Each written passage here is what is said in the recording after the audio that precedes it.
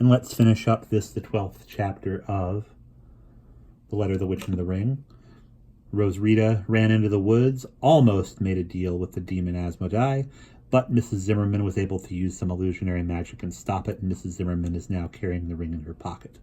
They have just come across a mysteriously placed willow tree that they believe may be the transformed Gert Bigger. It was full daylight when Rosarita and Mrs. Zimmerman stepped out into the clearing behind Gert Bigger's store. They walked around to the front and found Aggie Sipes and her mother standing there. They were watching the two policemen, who in turn were staring at some things that lay piled on the front steps of the store. It was quite an odd collection. A funeral pall, a big wooden cross, some brown beeswax candles, a tarnished silver censer, a gilded incense boat, and an aspergillum, otherwise known as a holy water sprinkler. There was a big pile of books, too. Among them was the book that Rosarita had found on Gert Bigger's bedside table. As soon as Aggie caught sight of Rosarita coming around the corner of the store, she gave a wild yell and ran toward her.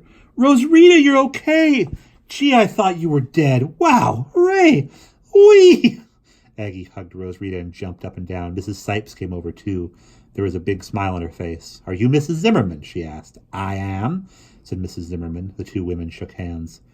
The two policemen walked over and joined the welcoming committee. They looked suspicious, as policemen often do. One of them had a notepad and a pencil in his hand. "Okay," he said brusquely. "Are you the Mrs. Ziegfeld that got lost at night?" Yes, Zimmerman's the name, by the way. Please excuse my appearance. But I've been through quite a lot." Mrs. Zimmerman did indeed look as if she had spent the last 2 nights in the woods. Her dress was tattered and torn, and had burrs all over it. Her shoes were wet and muddy, and her hair was a mess. There was pine pitch all over her hands and her face. "Yeah," said Rosarita, we She realized with a sudden shock that she couldn't tell these people what had happened. Not and expect to be believed, that is. We had quite an experience, the two of us," Mrs. Zimmerman went on, Mrs. Zimmerman cut in quickly. "You see, I went walking out behind the Gunderson farm night before last, and I got lost in the woods. I know you'll think I was daffy for going out in the rain like that, but the fact is I like walking in the rain. I love the sound of rain hitting the fabric of an umbrella. It's sort of a cozy sound, like rain on a tent roof. I hadn't intended to walk very far, but before I knew it, there I was, off the path and lost. Then, to make matters worse, the wind started blowing up a gale, and it blew my umbrella inside out, so I had to throw it away. Too bad, too, because it was such a nice umbrella. But as I was saying, I got lost, and I've been wandering about 2 days. Luckily, I studied botany in college, and I know a little about what herbs and berries are safe to eat.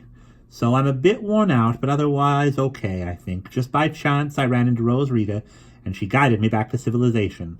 And from what she tells me, she's had quite a horrifying experience herself.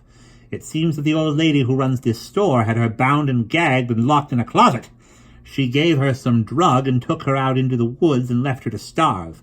Fortunately, Rosarita knows a little woodcraft, and she was on her way back when she met me. Also," she added, reaching into her pocket, "we found this out in the woods, and when it got light, we were able to use it to help us find our way back." It was Aggie's Boy Scout knife, the knife with the compass in the handle. Mrs. Zimmerman had found it where Aggie had dropped it in Gert Bigger's backyard.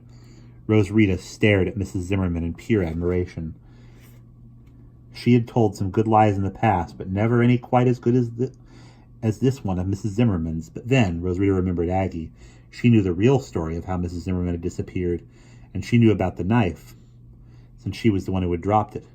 Would she spill the beans? Rosarita glanced nervously at her and saw, to her surprise and irritation, that Aggie was trying to suppress a giggle. It was the first time Rosarita had ever seen Aggie laugh.